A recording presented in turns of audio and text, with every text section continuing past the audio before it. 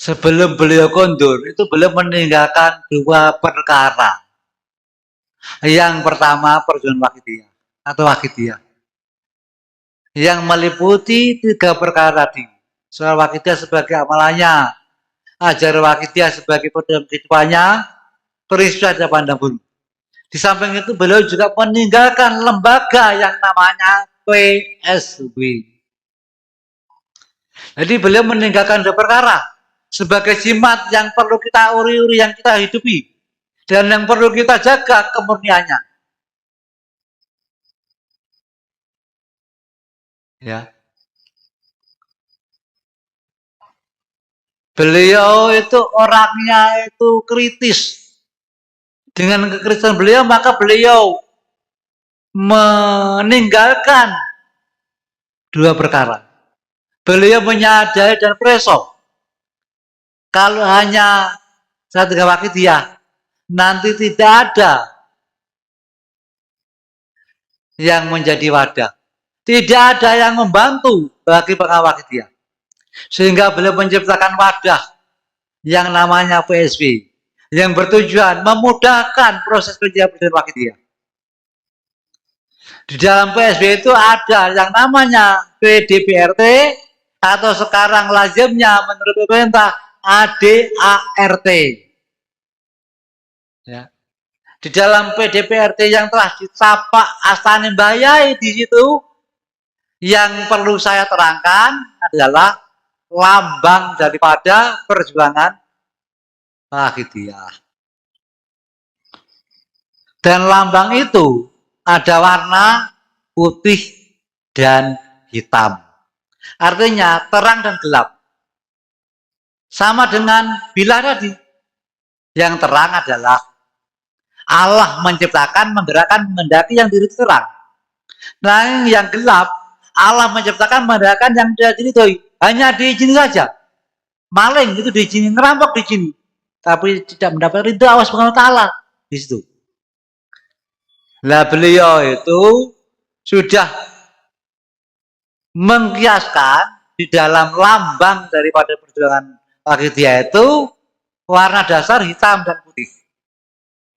Hitam warna dasar, kemudian ada kata-kata fafiru ilallah yang diambil dari Al-Quran yang berbahasa Arab, bertulisan putih.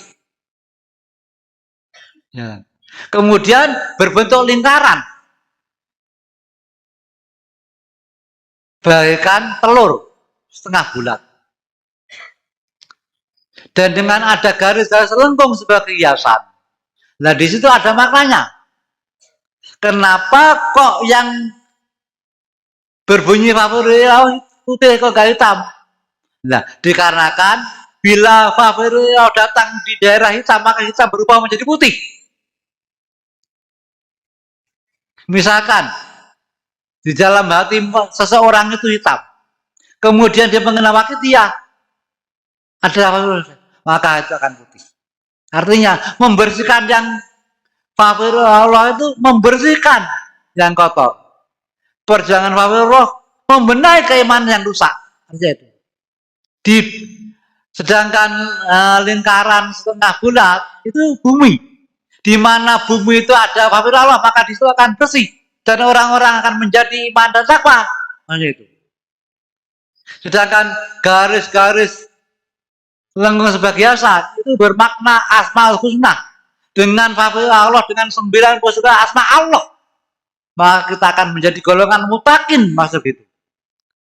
Jadi nanti coba dihitung di rumah ya, sudutnya itu 9, lengkungnya 9. Sudut yang pertama itu 90, sudut yang kedua 9, maknanya 99 Asmaul Husna di situ. Itulah lambang yang dibayai, bukan yang lainnya. Warna merah kayak warna bukan yang lainnya, pokoknya itu yang dibayai. Itu sejarah daripada lambang perjuangan Pak Bro. Sedangkan ya Sayyidi ya Rasulullah itu memang sejak dulu ada. Tapi kenapa PSB sekarang kok ada di dalam bendera? Itu karena pemberian Kanjeng Nabi Muhammad SAW langsung diberi kepada saya. Dan beliau setengah mengancam saya. Iki tak kena awafi, jogonen. Wes sampai rusak, wong tak jagat rusak. Daunnya Kanjeng Nabi begitu.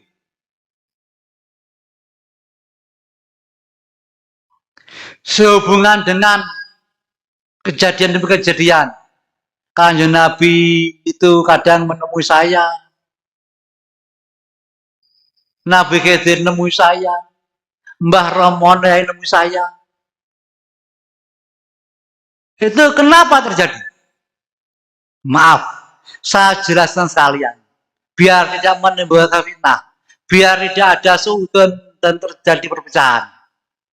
Bahkan banyak orang yang mengatakan itu akal-akalnya sapi saja.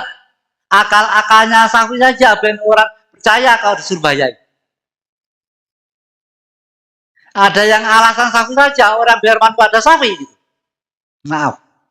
Sekalian sekarang saya buka. Karena apa? Selama ini tidak pernah saya buka. Sebelum hak diberikan kepada saya.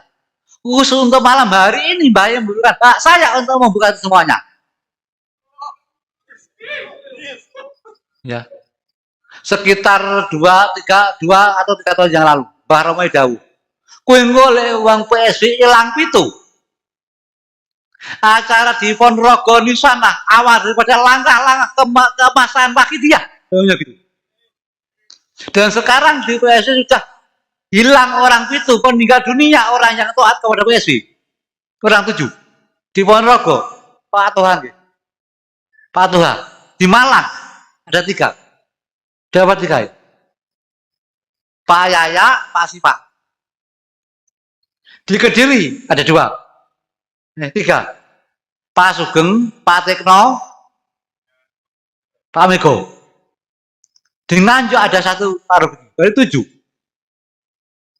Nanti biar di PSU sudah kehilangan orang yang penting 7 orang, maka di Ponorogo awal mula daripada meletosnya masa ke masa kejadian. Ternyata ini benar. Setelah orang 7 itu hilang, maka di sini pertama kali kan terjadi langkah yang pertama, 1 langkah masa ke masa kejadian itu. Dan ini saya buka, biar nanti kalau teman-teman ada pertanyaan seperti itu bisa menjawab. Tadi siang ya, sudah saya jelaskan di dalam diklat. Kenapa Kanjeng Nabi menemui saya? Kenapa Mbah Romo menemui saya? Kenapa Nabi Khidir setiap kali saya mancing pasti ditunggu, ditemui? Saya jelaskan. Itu tidak lain hanya karena rasa cinta dan kasih yang Kanjeng Nabi kepada kalian sekalian selama waktu dia. Tidak lain cinta dan kasih sayang yang baik kepada kalian sekalian. Sebagai orang di PSB. Tidak lain rasa sayangnya Nabi Khidir kepada kalian sekalian. Kok bisa gitu? Yang ditemui Gus Sapi kok demi pengamal. Nyuwun ngapunten nggih kula ra dirak nyuwun ngapunten. Nyuwun ngapunten. Alhamdulillah.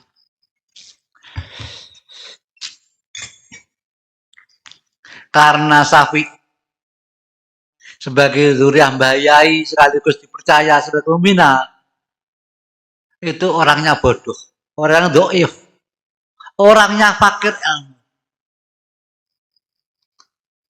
Kanjeng Nabi khawatir kalau orang yang dhaif, bodoh seperti saya sebagai pembina, kalau tidak diarahkan, ditemui, nanti bisa menyebabkan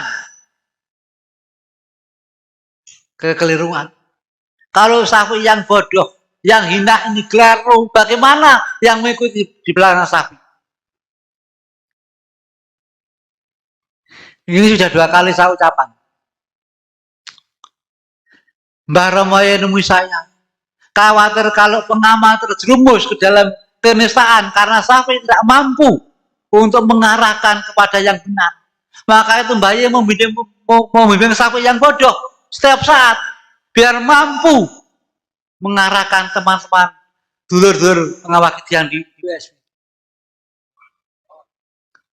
Mbah Yai benar kalau sapi bodoh, kalau tidak sering-sering diingatkan, itu keliru. Sapi orangnya didel. Sapi orangnya doif. Sapi orangnya fakir, bodoh. Bahkan sapi tidak pernah makan yang namanya bangku pondok. Walaupun sapi pondoknya di mana-mana ada bulan pondok, saya datang sama pondok. Saya paling lama 3 hari. Itu cerita. Saya pernah di Gontor. Tamat SD tahun 80 sama ibu diantar ke Gontor. Ibu di rumah paginya cuci-cuci belum sempat kering, saya sudah ada di rumah. Karena saya tidak betah. Saya perasaannya mau mati di Gontor. Saya pulang minggat dari Gontor. Jadi ibu itu mengantar saya sore sekitar jam 6:30 malam, pulang sendiri. Pagi itu ibu mencuci agamanya Mbah Romo. Belum sempat kering saya sudah di rumah. Itu pertama kali saya di Gontor. Kemudian saya di Pacitan, di Termas. Itu bertahan 1 hari setengah jam kira-kira. Sekitar 24 jam lebih 30 menit. Di Kebumen. Walaupun saya itu pondok mana-mana sudah saya mandi di pondok mana-mana, tapi saya tidak pernah mengenyam yang namanya ngaji.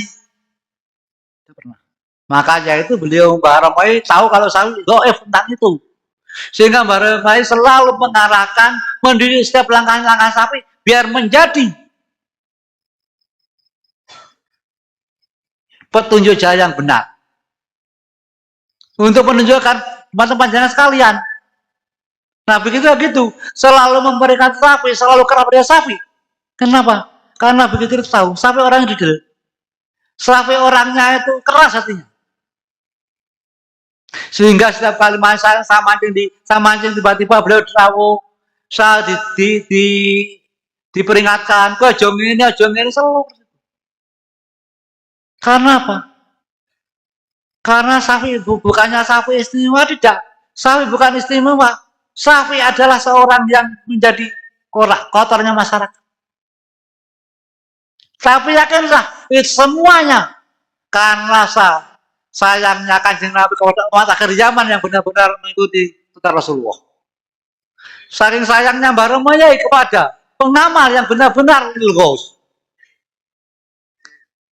Saking sayangnya Nabi Khidir bagi pengamal yang benar-benar golongan yang mutakin, jangan sampai nanti terpeleset ke jurang kehinaan. Seperti itu yang terjadi. Bukannya sapi istimewa, sapi tidak istimewa. Walaupun sapi durian langsung kepada Romo, bukan.